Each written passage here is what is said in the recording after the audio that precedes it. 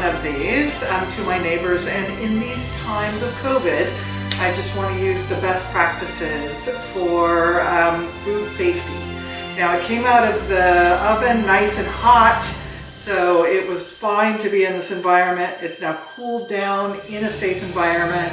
And now I just have gloves and a mask on. I've got a brand new bag to be able to put the loaf into and share this with the neighbor so that they can enjoy this wonderful bounty as well.